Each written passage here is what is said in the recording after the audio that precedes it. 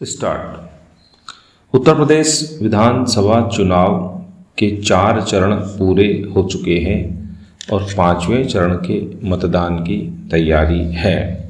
इस तैयारी के बीच राजनीतिक दलों में आरोप प्रत्यारोप का सिलसिला और तेज होता जा रहा है।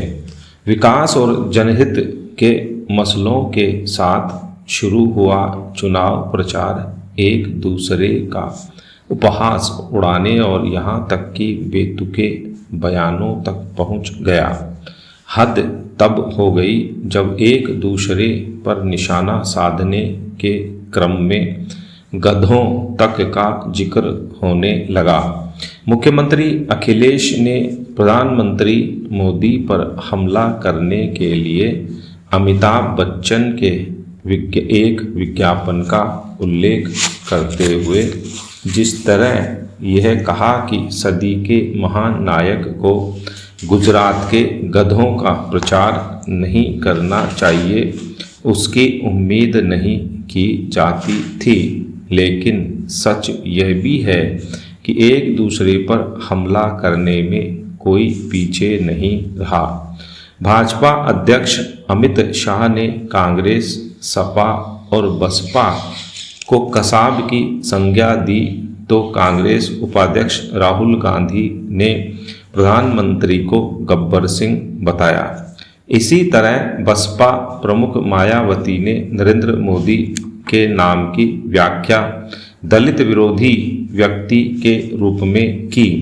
उन्होंने अमित शाह को भी कसाब जैसा बताया। इस आरोप प्रत्यारोप में जनता के असली मुद्दे गरीबी, बेरोजगारी, पिछड़ापन, कानून एवं व्यवस्था आदि तो खो से गए। नोटबंदी को मुद्दा बनाने वाले भी उसकी छिटपुट चर्चा करने तक ही सीमित रहे। जो चर्चा हुई भी वह बेतुकी ही अधिक रही। महाराष्ट्र निकाय चुनाव के नतीजों के बाद इसकी उम्मीद कम ही है कि भाजपा विरोधी दल नोटबंदी की चर्चा करना बेहतर समझेंगे। बीएमसी यानी मुंबई नगर महापालिका समेत महाराष्ट्र के 10 शहरों के निकाय चुनाव के नतीजों ने नोटबंदी के मोदी सरकार के फैसले पर न केवल मुहर लगाई बल्कि यह भी साफ किया कि अगर विपक्षी दल इस मुद्दे पर जन समर्थन जुटाने की कोशिश करेंगे तो उन्हें मुंह की खानी पड़ेगी। मुंबई को देश की आर्थिक राजधानी कहा माना जाता है।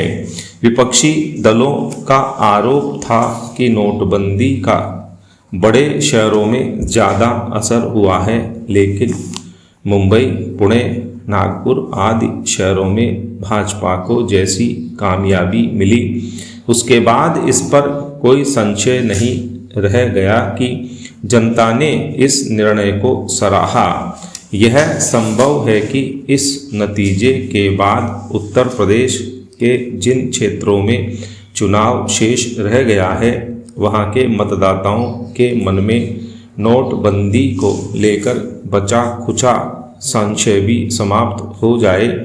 ध्यान रहे कि महाराष्ट्र में पूर्वी उत्तर प्रदेश के लोगों की अच्छी खासी जनसंख्या है और बाकी 3 चरणों के चुनाव पूर्वी उत्तर प्रदेश में ही शेष रह गए हैं। स्पष्ट है कि इस क्षेत्र के लोगों पर महाराष्ट्र के चुनाव नतीजे किसी न किसी रूप में असर डालेंगे, लेकिन इसकी भी अनदेखी नहीं की जा सकती कि उत्तर प्रदेश में इस बार भी चुनावों में जाति और मजहब के समीकरण हावी दिख रहे हैं।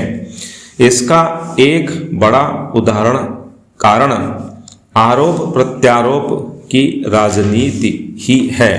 हालांकि अखिलेश यादव ने विकास के मसले पर चुनाव लड़ने की कोशिश की और मुफ्त लैपटॉप, स्मार्टफोन बांटने की योजनाओं के साथ ही लखनऊ आगरा एक्सप्रेसवे और लखनऊ मेट्रो को अपने विकास केंद्रित शासन पर प्रमाण बताया, लेकिन धीरे धीरे वह भी आरोप प्रत्यारोप में उलझ गए।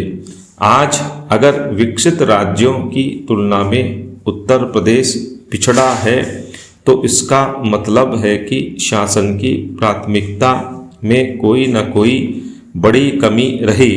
भाजपा का जोर इस पर है कि उत्तर प्रदेश के पिछड़ेपन का कारण जाति आधारित राजनीति के साथ साथ कानून एवं व्यवस्था का अभाव और भाई भतीजावाद एवं भ्रष्टाचार है।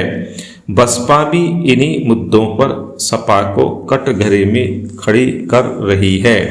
राज्यसभा में मनमोहन सिंह को निशाने पर लेकर की गई प्रधानमंत्री नरेंद्र मोदी की टिप्पणी पर कांग्रेसी नेता जिस तरह अनावश्यक आक्रामकता और अपरिपक्वता का परिचय देते हुए संसद बाधित करने की धमकी दे रहे हैं, उससे यही स्पष्ट हो रहा है कि कांग्रेस मोदी सरकार का विरोध करने के लिए किसी भी हद तक जा सकती है।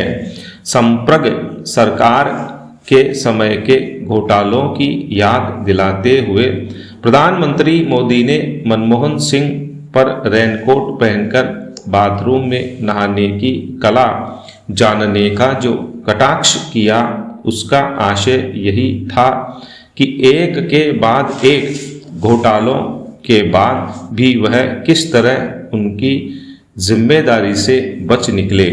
इस टिप्पणी से कुपित कांग्रेस सांसदों ने पहले तो राज्यसभा की कार्रवाई का बहिष्कार किया और फिर यह धमकी देने लगे कि मोदी के माफ़ी न मांगने तक संसद नहीं चलने देंगे।